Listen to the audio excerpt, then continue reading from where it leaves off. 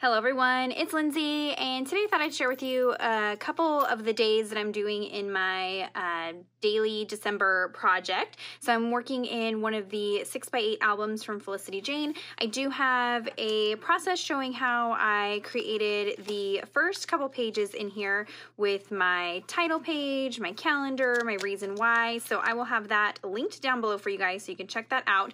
But today we're going to start on day 1 and day 2. So I am working on the back side of my reason why.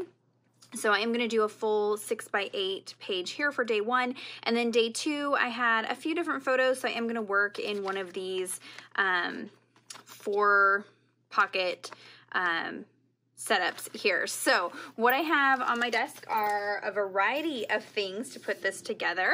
I have this photo here for day 1. I did like a little 3 photo series there, and I did go ahead and arrange it on a 6x8 and typed out my journaling ahead of time. I have taken some classes with Photoshop. I've used Photoshop for a very long time. I'm very comfortable with it. December is always kind of my favorite time to explore and play with some of the different techniques that you can do in Photoshop, but you can very easily do these with free photo editing programs as well, and just do basic journaling, or you can hand write out your journaling or run it through a typewriter. So lots of different ways. Don't feel like you have to have everything that I have to put your pages together in a similar way. This is just to give you some inspiration. So I have this for day 1, and I pulled out some pattern papers from the Noel collection, as well as a little bit of this Henley pom-pom trim that I'm going to use. I'm going to use one of the numbers from the kit this year, and then one of the puffy stickers is going to go on there. I've pulled out a variety of stamp sets. I have, this is not Amber, it's in the wrong package. This is Holly from last year, and then Noel from this year. I've got some inks, and then for day 2, I've done a little bit of prep off camera as well. I've pulled out some washi tape, some ink to use. I'm going to use one of the journaling cards from the Noel collection this year.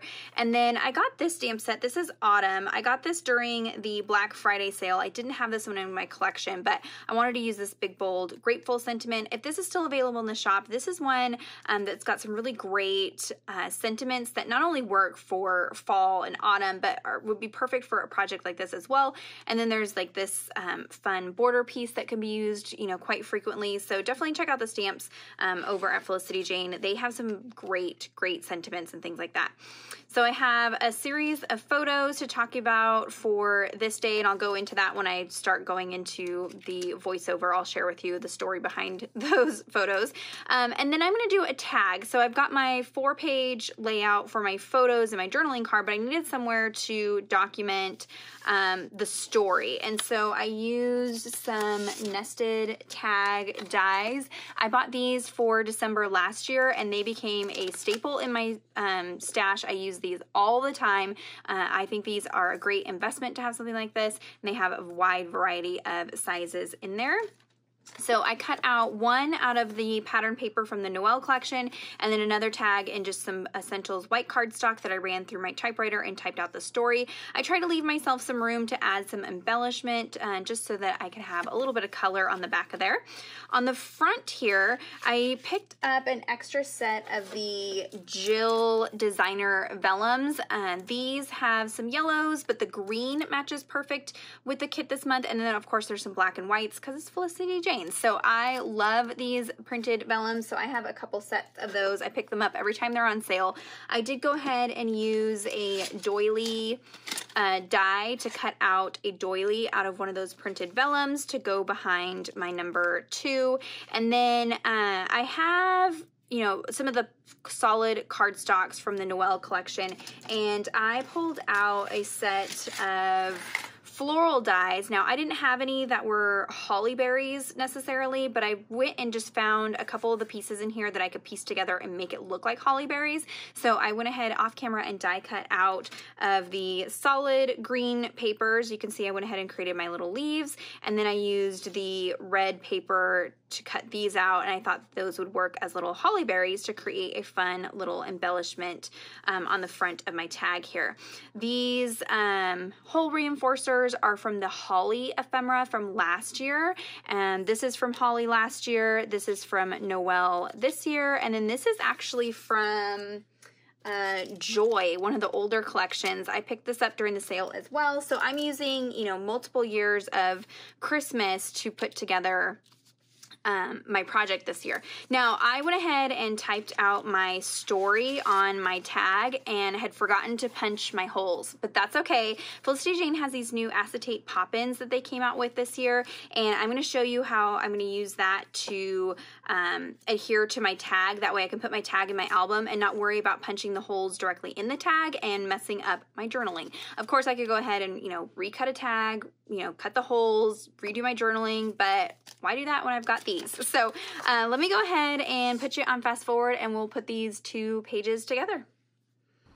Okay, so we're starting with the day 1 page here. So I went ahead and pre-cut out some strips of patterned paper, and now that I'm looking at this, I realize that gingham, the black and white buffalo check, this one here, is actually from last year's paper collection, the Holly collection. So I'm just layering a few of those up on the left side of this spread. I knew that I was going to do this ahead of time before I did all the work in Photoshop, so I made sure to move my photos, you know, slightly over when I was laying out this page, and that way I had some room to adhere those papers. And then I am going to lay down a little bit of score tape. Now this is 1/8 inch double-sided adhesive, and I'm going to use this to stick down the pom-pom trim. I have struggled with pom-pom trim, trying to find a good way to get it adhered to projects, and this is kind of what I found works best. So I'm laying down that adhesive, sticking the trim to that, and then I'm going to go take this over to my sewing machine and use a zigzag stitch to stitch that onto my layout. And it's a little bit chunky, a little bit difficult to do, but this ensures that it doesn't pop up away from the adhesive over time. And on the right hand side, again, as I was putting this in Photoshop, I made sure to leave myself some room at the top and the bottom for embellishment. So I'm just using one of those puffy stickers and layering the number 1 over the top. I may come back in and use some liquid adhesive. That's one thing with a project like this. I tend to try to use strong adhesives and sew things down and just be more mindful of how I'm attaching things, because these albums get flipped through a lot more than some of my other photo albums. I'm going to go ahead and lay this into my stamp positioning tool to do some stamping. I don't want to have to waste this fancy photo paper and reprint things, so when I'm stamping on it, I want to make sure that I get good impressions the very first time, so using a stamp positioning tool helps with that. I'm pulling this little trio of trees from the stamp set from this year, and I'm going to ink that up with some dye ink. Stamping on photo paper can be a little bit tricky. If you stamp with like a pigment or a chalk ink, it may be reluctant to dry on photo paper since it's kind of a slick surface. So I try to reach for dye inks or archival inks. So I stamped those trees in green. I just went through my stash of different inks to find one in a green that matched the greens from the Noel collection. And then that little set of dots is from the Holly stamp set, and I just stamped that in some archival ink just to kind of fill in that space at the bottom of the page. So very simple, does not have to be super in-depth. This little trio of pictures, we were on our way to church, and I was all excited to take photos at the start of December daily, and it took 3 shots to get good photos, but I wanted to hold on to those. I just thought it was funny. It really captured all of their personalities in those photos. So moving on to day 2, we're going to work on that tag. So here you can see those acetate pieces have some adhesive on them on one side. So I'm going to add that to the white tag, add a little of adhesive on the top, and then sandwich my patterned tag over the top of that. And then I'm going to take this over to my sewing machine and stitch around.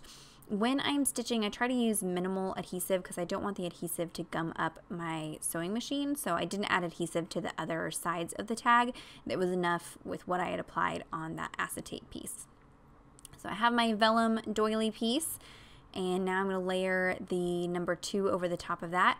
My vellum is not adhered down yet. Vellum is kind of tricky because you can see adhesives through it, so I'm sticking the 2 on there, and then I'm just going to go in with some liquid adhesive and only apply it, you can see here, to where the number 2 is. That way the adhesive is hidden behind the number 2, and that seems to be enough adhesive to hold that onto the tag. I'm I'm going to use one of those hole reinforcers just to add some detail to the top of this tag. I love including tags in my December album projects. It's just a fun, interactive way and kind of changes up the layout away from just pocket pages and, you know, full 6x8 pages. Just add some fun interactive pieces in there. Just using some adhesive to stick down the little holly berries that I put together here. And there are some die cuts. You can see off to the left there, I have one of those die cut pieces with the hollies that you could use as well. But I wanted to show you, you know, dies, investing in some dies is a great way to get a lot of use out of your pattern papers, because now, you know, yes, I could easily buy those ephemera packs that have the holly berries and things like that. But with some pattern papers and some dies, I can now go in and cut out, you know, whatever I want over and over and over again, and stands up over time. You know, I can use this floral set for a variety of different things, and so it makes it really worth the investment in dies like that, and it, you know, puts my pattern paper to use and I'm not just hoarding it. So on the back here, I'm going to go ahead and create this little cluster at the top.